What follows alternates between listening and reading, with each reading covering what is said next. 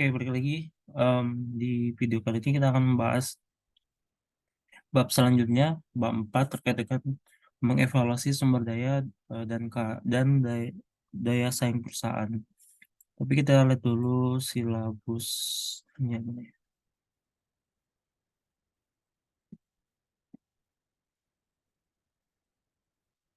Kemarin itu silabus. Nah, jadi yang target pencapaian yang pertama menilai efektivitas penerapan dan eksekusi dari strategi perusahaan, mengidentifikasi dan memilih sumber daya dan kapabilitas atau kemampuan dari perusahaan tersebut, di mana hal tersebut sangat penting dalam mencapai keunggulan kompetitif.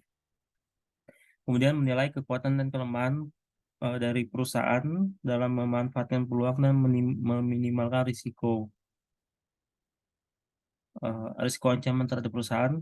Kemudian menganalisis harga dan biaya yang kompetitif dibanding pesaing utama perusahaan dan apakah hal tersebut memiliki daya tarik. Kemudian menilai daya saing perusahaan dibanding kompetitor, menerapkan etika dan tata kelola dalam menerapkan strategi perusahaan, mengevaluasi risiko dalam penerapan strategi perusahaan.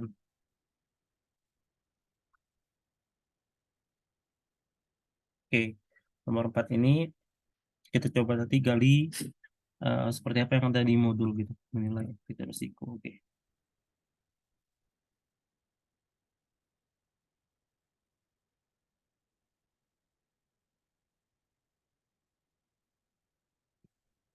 menilai eksekusi efektivitas penerapan dan eksekusi dari strategi perusahaan.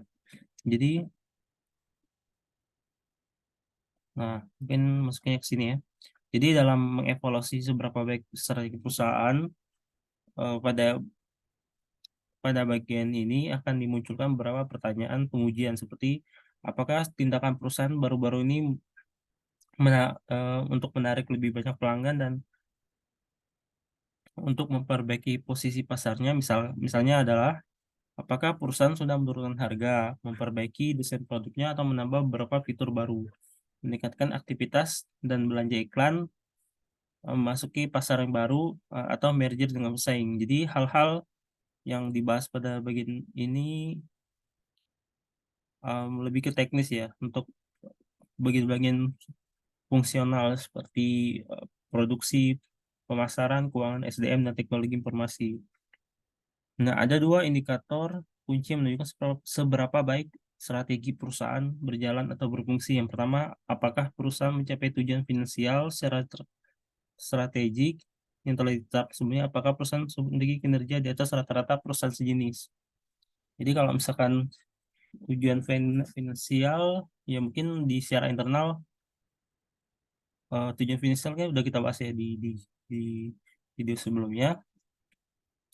Jadi gimana dia bisa secara internal perusahaan bisa memperoleh laba. Jadi tapi bukan hanya laba, kalau bisa dia bisa memiliki cost yang rendah gitu atas daya saing produknya. Nah, yang kata kunci yang kedua adalah apakah perusahaan tersebut memiliki kinerja di atas rata-rata perusahaan sejenis. Jadi untuk tahu indikator apa pengukuran suatu kinerja itu berhasil atau tidak bisa dengan itu memang sudah ada ditetapkan standarnya. Yang kedua adalah dibandingkan dengan rata-rata perusahaan. Dan ini termasuk ke kelompok kedua.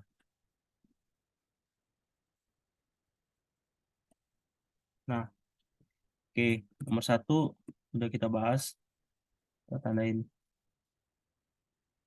mengidentifikasi dan memilih sumber daya dan kapabilitas atau kemampuan dari perusahaan.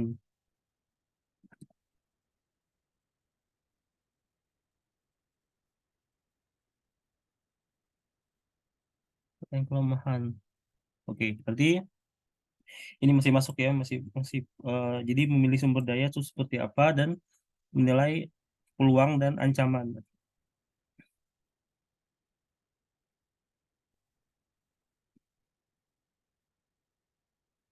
Strong weakness ya kalau sini tuh.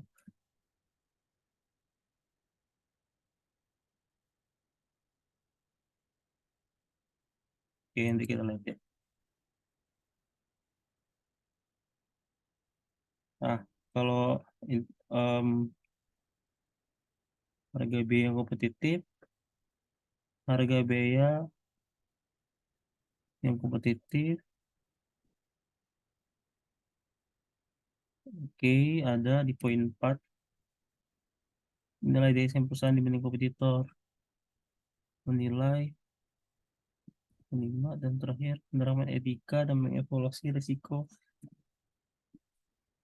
isu. Oke. Nah, em, ini kayaknya udah garis besarnya disampaikan di buku ya. Jadi ini udah bisa kita pakai. Nah, kita lihat nih yang poin kedua. Yang poin kedua itu ngebahas tentang tar- apakah kapabilitas dan sumber daya penting dan sumber daya penting dan kompetitif yang dimiliki perusahaan. Nah, kalau di sini kan dia bilangnya adalah sumber daya dan kapabilitas perusahaan adalah aset-aset kompetitif yang menentukan apakah kekuatan kompetitifnya di pasar secara impresif kuat atau sebaliknya mengecewakan. Nah, analisis sumber daya dan kapabilitas perusahaan merupakan proses dan langkah-langkah yang pertama akan menuntut para manajer untuk mengidentifikasi apa saja sumber daya dan kapabilitas perusahaan, sehingga mereka memiliki gagasan yang lebih lengkap mengenai apa saja yang harus mereka lakukan untuk menyusun strategi perusahaan yang kompetitif. Langkah kedua adalah menguji lebih lanjut kapabilitas serta sumber daya perusahaan untuk memastikan mana-mana yang memiliki nilai kompetitif, serta menentukan apakah hal-hal tersebut dapat membantu perusahaan mencapai keunggulan kompetitif. Nah, di sini ada beberapa pertanyaan, pertanyaan untuk menguji sumber daya. Jadi, perusahaan itu seberapa jauh gitu memiliki kapabilitas dan sumber daya yang kompetitif. Nah, yang pertama adalah apakah sumber daya atau kapabilitas yang dimiliki perusahaan secara kompetitif itu bernilai. Apakah sumber daya tersebut langka sehingga dia tidak bisa dimiliki oleh pesaing? Apakah sumber daya tersebut sulit untuk ditiru atau dijiplak? Apakah sumber daya tersebut digantikan atau sumber-sumber daya kapabilitas lainnya? Apakah di luar sana ada sumber pengganti yang baik?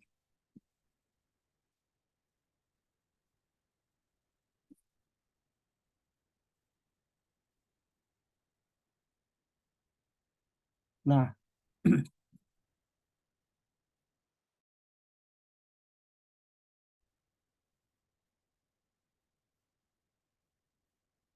ya tadi apakah sumber daya tersebut sulit untuk ditiru atau dijiplak?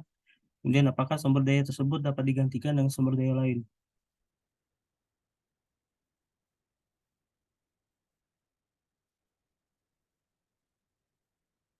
Nah, untuk poin selanjutnya, apakah perusahaan mampu untuk mengambil peluang-peluang pasar dan meniadakan ancaman eksternal? Jadi salah satu elemen yang yang esensial dalam mengevaluasi situasi keseluruhan perusahaan mengharuskan pengujian terhadap kapabilitas kompetitif dan sumber daya perusahaan, terutama menyangkut derajat kemampuan perusahaan dalam mendapatkan peluang pasar terbaik dan kemampuan mempertahankan diri dari ancaman eksternal bagi masa depannya. Nah, jadi sini untuk menganalisis situasi bisa dilakukan menggunakan pengujian SWOT gitu ya. Memberi di SWOT ini penyusunan strategi perusahaan yang memberdayakan semaksimal mungkin sumber dayanya dan pada saat bersama juga mengatasi kendala kelemahan di sumber dayanya. Nah, ada 5 identifikasi yang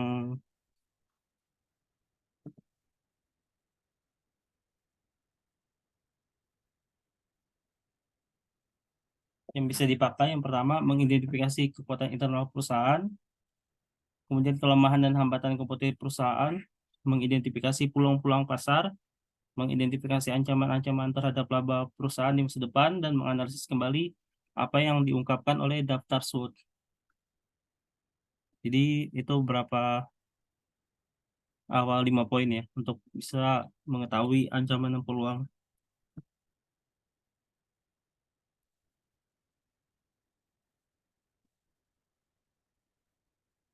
Kemudian apakah biaya dan harga yang dikeluarkan perusahaan cukup bersaing dibanding para pesaingnya?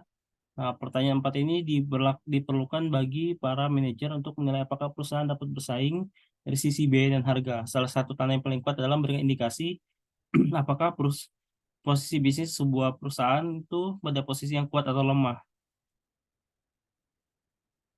Yang dapat diketahui dari biaya dan harga yang dikeluarkan dapat bersaing.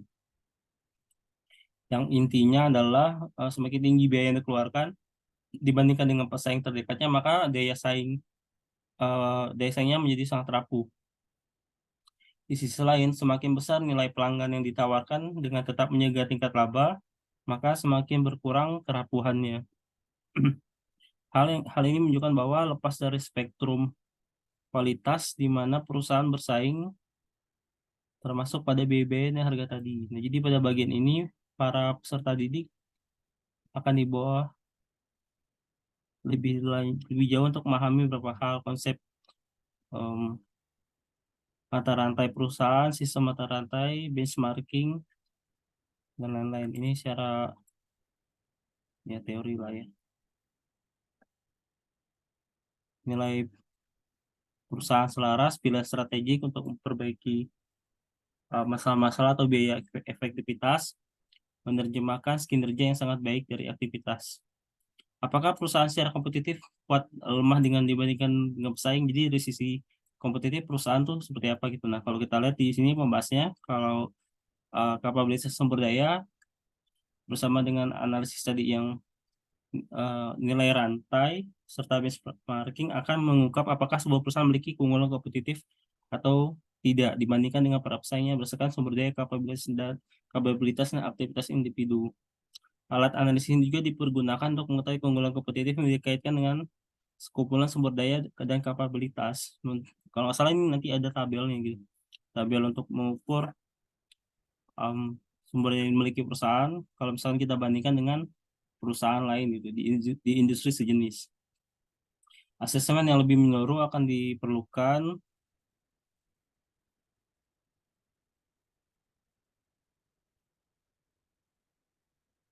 Oke, nanti kita lihat sama contohnya mungkin ya. Contoh.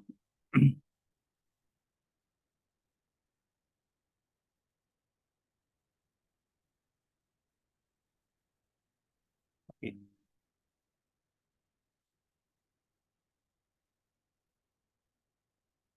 Nah, tadi itu dari analisis sumber daya.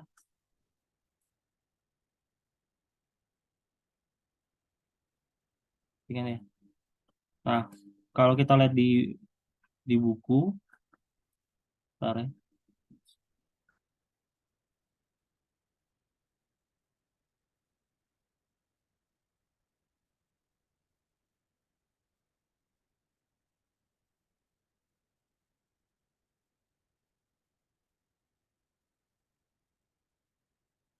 Nah, ini sama sih tadi. Jadi seberapa baik strategi perusahaan saat ini kan kalau di buku tadi bilang indikatornya itu dia bisa mencapai tujuan finansial dan memiliki kinerja di atas rata-rata. Nah, kalau di sini tuh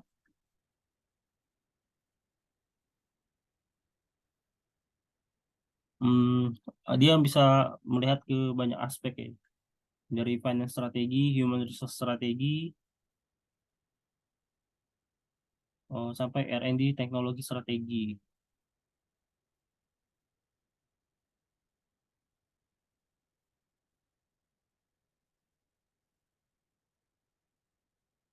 Nah, di sini dia kayak ngambil contoh misalkan apakah biaya kita itu lebih rendah dibandingkan dengan rival. Jadi harus kalau mau pakai standar ya maksudnya kalau mau mengukur berhasil tidak ya paling tidak distandarkan dengan benchmarking ke rival gitu, atau pesaing.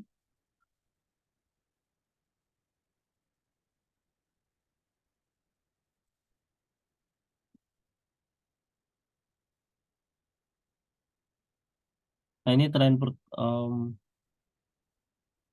nah jadi ini spesifik indikator kesuksesan strategi. Yang pertama itu tren pertumbuhan penjualan dan pendapat perusahaan, harga saham, kekuatan perusahaan secara keseluruhan, retensi pelanggan, kemudian tingkat apa ya ini?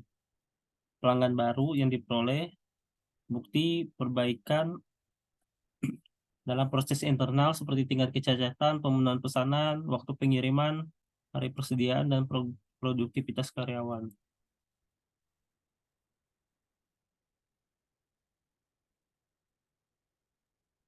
Nah, ini contohnya misalkan kalau kinerja keuangan yang lamban dan pencapaian pasar kelas 2 hampir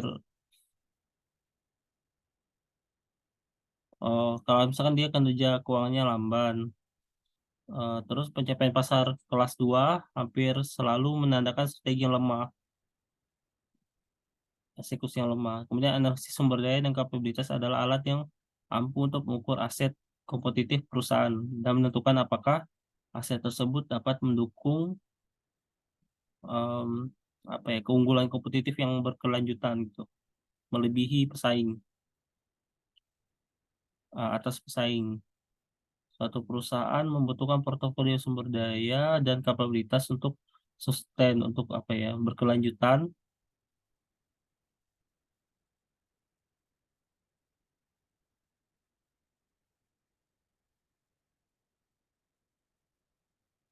Yang berkembang secara dinamis untuk peningkatan kinerjanya. Dasar basing community. Jadi dasar strategi perusahaan itu eh, ya pada kekuatan yang paling berharga ya secara kompetitif memberikan perusahaan peluang terbaik. Apa sih maksudnya? Perusahaan eh, sebuah perusahaan sangat melewatkan peluang besar tertentu kecuali perusahaan tersebut memiliki atau dapat proyek kompetisi yang dibutuhkan. Oh,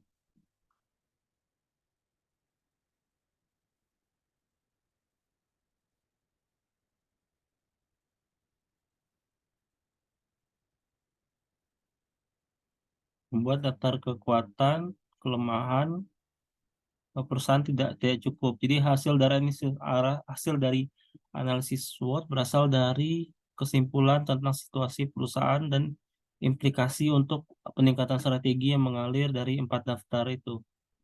Kemudian semakin tinggi biaya perusahaan di atas pesaing, semakin rentan persaingannya. Terus daya saing biaya perusahaan tidak hanya tentang bergantung pada biaya aktivitas yang dilakukan secara internal, tapi juga pada biaya dalam rantai nilai. Oke, oke. Berarti kalau misalkan ini hubungan dengan value chain, mungkin nanti ada hubungan dengan misalkan antar proses produksi ke distribusi itu kan ada suatu siklus change gitu, rantai.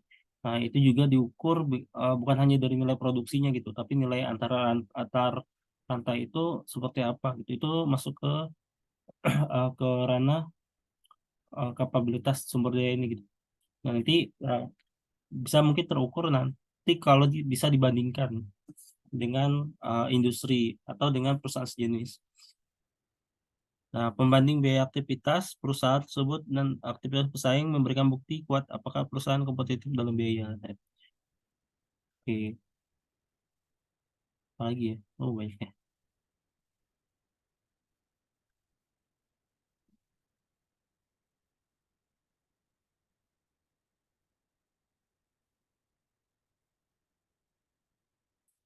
Melakukan aktivitas rantai nilai dengan kemampuan yang memungkinkan perusahaan mengalahkan pesaing dalam hal diferensiasi atau mengalahkan mereka dalam hal biaya yang memberikan keunggulan kompetitif. High weight competition. Jadi peringkat kekuatan kompetitif berbobot tinggi menandakan posisi kompetitif yang kuat dan memiliki keunggulan kompetitif. Skor menyusun daftar strategi. Ini kita nanti lihat ya, apakah ada contohnya ya. Itu di sini ada tabel-tabel gitu. Nah, ini kalau misalkan kita perusahaan mau mengukur strategi dalam dalam aspek rasio itu bisa pakai 5 rasio. Contohnya ini, sorry 4. Contohnya contoh berapa rasio gitu. Profitabilitas, liquidity, leverage, dan activity.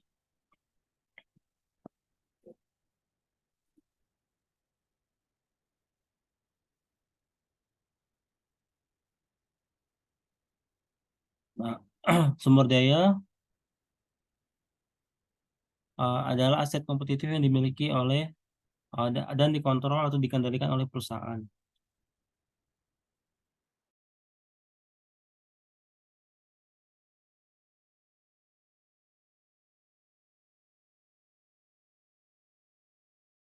Kemampuan atau kompetensi adalah kapasitas perusahaan untuk melakukan aktivitas. Sumber daya dan kapabilitas mewakili aset kompetitifnya dan merupakan penentu daya saing dan kemampuan. Kumpulan sumber daya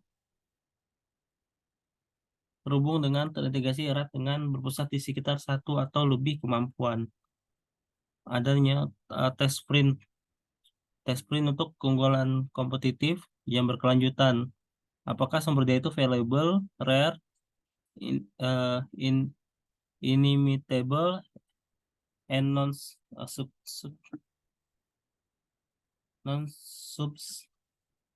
substitutable.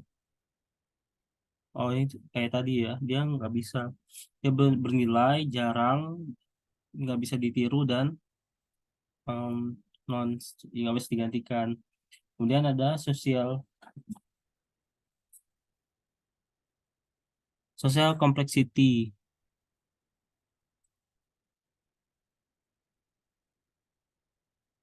Kompleksiti perusahaan, hubungan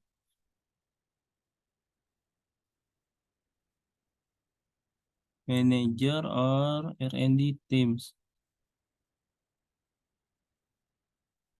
relations. Oh, jadi ini budaya perusahaan, hubungan interpersonal dan ambiguitas kasus ada dua faktor yang menghambat kemampuan pesaing. Hmm.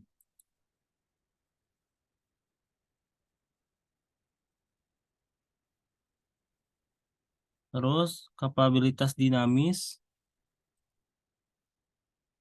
Nah, jadi kapabilitas yang berkelanjutan itu perusahaan memodifikasi sumber daya dan kapabilitas yang ada atau membuat yang baru, meningkatkan sumber daya dan kemampuan yang ada secara bertahap, menambahkan sumber daya dan kemampuan baru. SWOT analisis itu dijelaskan, kemudian kompetensi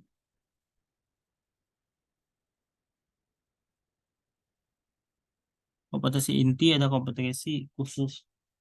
Kalau inti adalah aktivitas yang dilakukan perusahaan dengan mahir dan penting penting bagi strategi dan keberhasilan kompetitifnya. Kalau khusus itu aktivitas yang penting secara kompetitif yang dilakukan perusahaan lebih baik daripada para pesaingnya.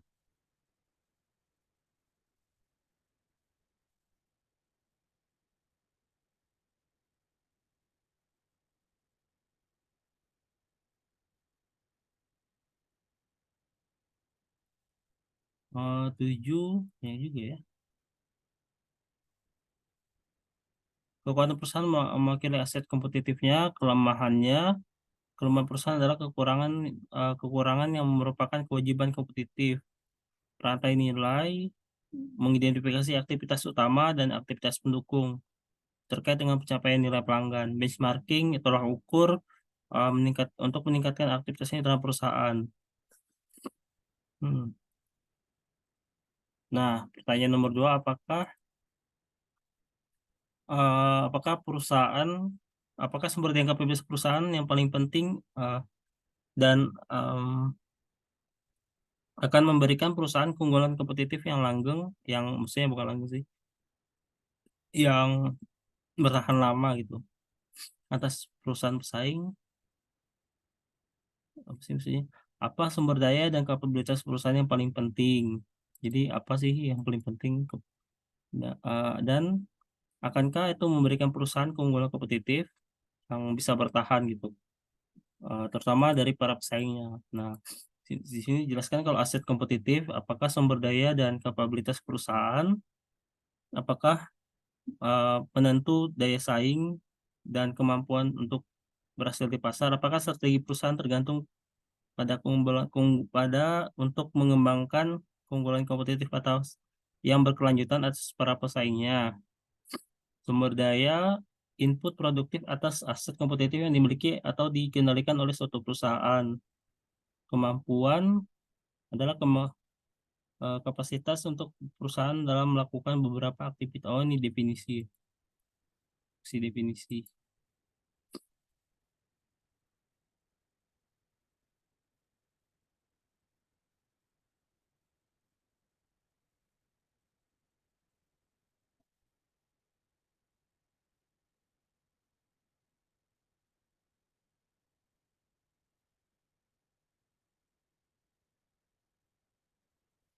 Nah, ini contoh sumber daya. Bisa misalkan di sini ada tangible resource sama intangible resource. Jadi kalau tangible resource ini emang terlihat gitu wujudnya. Contohnya ada physical resource, sumber daya berwujud ya kalau bahasanya. Bukan fisiknya, maksudnya namanya sumber daya berwujud. Physical resource itu contohnya ya tanah, real estate, manufacturing plants, equipment, dan lain-lain. Kemudian ada sumber daya keuangan, contohnya cash dan setara cash, um, aset keuangan, sorry, cash soal berharga, aset keuangan seperti peringkat kredit perusahaan atau kapabilitas pinjaman, teknologi aset, paten, copyright, teknologi produksi, teknologi inovasi, proses teknologi, kemudian ada organizational resource, contohnya IT dan communication system, eh, sistem perencanaan, koordinasi, kontrol lainnya. Kemudian ada intangible itu contohnya aset manusia dan kekayaan apa ya modal intelektual. Ini contohnya pendidikan, pengalaman, pengetahuan, bakat, tenaga kerja dan sebagainya.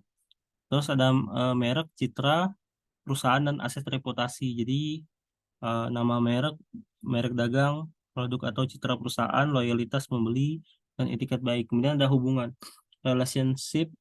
Relationship ini aliansi usaha, patungan atau kemitraan yang menyediakan akses ke teknologi, pengetahuan khusus atau pasar geografis, jaringan dealer atau distributor, ya, yang dibangun dengan berbagai mitra. Kemudian company culture dan sistem insentif, norma perilaku bisnis, ketertarikan personal dengan cita-cita perusahaan, sistem kompensasi dan tingkat motivasi personil perusahaan. Nah, untuk mengidentifikasi kapabilitas yang pertama, kemampuan organisasi. Jadi dia kayak wujud perusahaan yang kapasitas perusahaan yang tidak berwujud tapi dapat dinikmati. Ya, melalui aktivitas kritis dengan mahir menggunakan kombinasi dari sumber daya yang berbasis pengetahuan, berada pada orang dan dalam modal intelektual perusahaan atau dalam proses dan sistem organisasinya, apa ya sih? Intinya dia kapasitas perusahaan yang tidak berwujud tapi dapat dinikmati untuk melakukan aktivitas, itulah intinya. Nah, tadi ini yang print test ya tadi, valuable, rare, inimitable, sama non non substitutable. Jadi dia apakah sumber daya itu dia berharga, apakah sumber daya itu langka, jarang istilahnya dimiliki pesaing, eh, apakah sumber daya langka, ya, apakah dia tidak bisa ditiru, apakah sumber daya kebal terhadap ancaman penggantian, eh, berbagai jenis sumber daya dan kemampuan.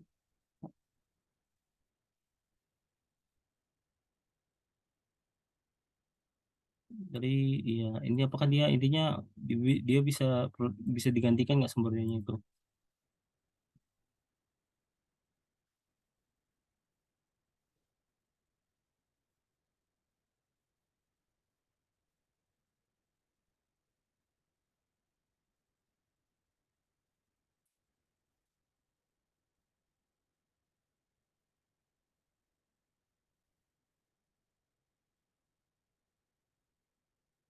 Terus what are firm strength weakness? Nah, ini pertanyaan ketiga. Jadi apa kekuatan dan kelemahan perusahaan dalam kaitannya dengan peluang pasar dan ancaman eksternal? Nah, analisis SWOT adalah alat untuk mengukur perusahaan kekuatan internal, dasar strategi, kelemahan internal, peluang pasar, dan ancaman eksternal.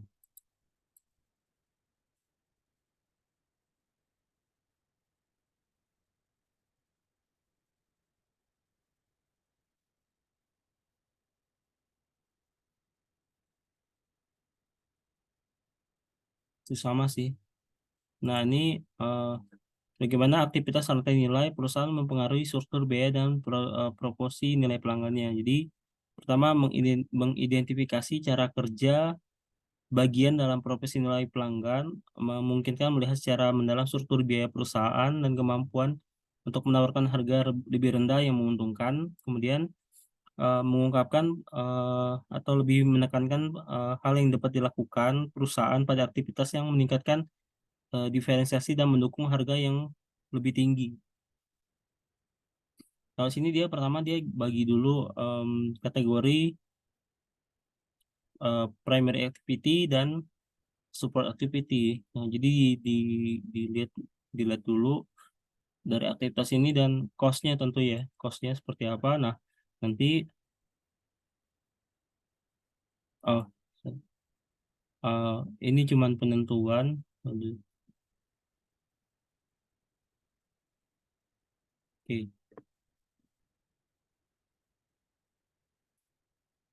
Eh, ya, ada seperti manajemen, operasi, distribusi, sales marketing, nanti endingnya ketahuan di profit marginnya. Nah, kemudian apakah perusahaan lebih lemah atau lebih kuat dari pesaing? Nah, ini bisa terukur dari ini eh, dia peringkat relatif pada pesaing hmm, dari step indikator gitu. Jadi dia terukur dalam satu pengukuran apakah perusahaan memiliki keunggulan kompetitif bersih atau kerugian dibanding pesaing utama. Nah, misalkan kita punya perusahaan kita ABC nih. Nah, dan kita kalau pakai teori di buku mereka menentukan bobot-bobotnya berdasarkan mungkin literatur literatur ya. Sehingga nanti ketemu bobotnya 100%. Dari bobot ini mungkin nanti sebenarnya bisa disesuaikan dengan kebijakan perusahaan. Nah, tapi kita lihat nih, kalau misalkan pakai acuan di buku ini, buku Thomson ini, jadi bobotnya ini, misalkan dia ngukur reputasi, manufacturing, teknologi skill, ya mungkin kenapa milihnya 10, kenapa ini satu, ini kenapa ini tiga, ya mungkin kalau misalkan dari ABC itu dari sisi teknologi dia bisa lebih unggul gitu. Ini kan range-nya 1 sampai 10. Atau kalau mau misalkan kita lihat relative cost position ya, kita bandingin aja biayanya perusahaan dengan biaya pesaing gitu. Atau kalau mau apple to apple, biaya terhadap biaya operasional terdapat pendapatan operasional. Nah, jadi biaya operasional terhadap pendapatan operasional, misalkan kita dalam dalam 1%, tahun mana yang lebih efisien dalam segi biaya dan sebagainya. Atau jaringan distribusi misalkan, karena kita memiliki jangkauan distribusi yang secara kuantitas lebih besar, makanya ini lebih dikasih nilai 9. Dan kalau misalkan dia eh, distribusinya itu tersebar jauh gitu dan aksesnya susah gitu, mungkin jadi salah satu pengurang atau minus dari penilaian ini. Jadi ini contohnya. Nah, jadi semakin tinggi tingkat, jadi kan tadi tingkat persaingannya adalah 5 ya, 5,95. Berarti kan dia sudah mendekati hampir rata-rata. eh, oh ya, kok sorry, kalau di sini tuh yang lebih unggul malah yang pesaingnya gitu ya. Maka kalau kita lihat rata-rata, ini rata-rata kan berarti kan harusnya 5 ya rata-rata. Ini sebenarnya secara internal dia masih bisa mendekati 6, berarti udah masih bisa unggul dibandingkan yang rival 2. Tapi ternyata rival satunya itu dia lebih lebih memiliki sumber daya gitu, lebih sumber dayanya itu lebih lebih kuat secara persaingan. Nah, karena nilainya 7,7 mendekati 10, kan 10 kan paling kuat. Yaitu. Nah, implikasi strategi dan penilaian kekuatan kompetitif. Jadi semakin tinggi peringkat kekuatan tertimbang keseluruhan untuk suatu perusahaan, semakin kuat daya saing. Skor peringkat menunjukkan total keunggulan kompetitif bersih untuk perusahaan relatif terhadap perusahaan lain. Perusahaan dengan skor kekuatan kompetitif yang tinggi adalah target untuk pembanding. Ya, jadi misalkan tadi ini kita nggak bisa bandingin ke 5 dengan 2, jadi 5 ini kita bandingin ke 7 gitu. Kemudian peringkat tersebut menunjukkan bagaimana perusahaan dibandingkan dengan pesaingnya, faktor demi faktor. Skor kekuatan dapat berguna dalam memutuskan langkah strategi apa yang harus dilakukan. Nah, jadi dari skor ini misalkan contoh nih, oh kita kalah di uh, relative cost position. Nah, ternyata pesaing ini bagus, ya lebih lebih efisien gitu dalam segi biaya. Nah, kita lihat nih apa yang bisa kita optimalkan. Apakah nanti misalkan kita biaya apa yang bisa kita kurangi atau kita efisiensikan, seperti itu.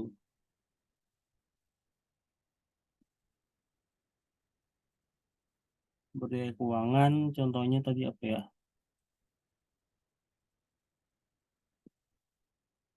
Oh nih, cash and eh, cash, dalam berkedip securities dan sebagainya. Ini total aset ya kayak kalau mau lihat sini dibandingkan. Nah, itu untuk sekian untuk video kali ini. Nanti kita lanjut ke bab 5. Hmm, mungkin kalau yang terkait ini kan tiap bab itu ada terkait dengan etika ya. Di buku itu tidak, di buku Thomson ini tidak mengatur banyak tentang etika. Nanti kita coba lihat referensi buku lainnya, mungkin terpisah dari video ini. Kita khusus bahas dengan etika-etika. Sekian untuk video kali ini. Um, Oke, sampai ketemu di video berikutnya. Terima kasih.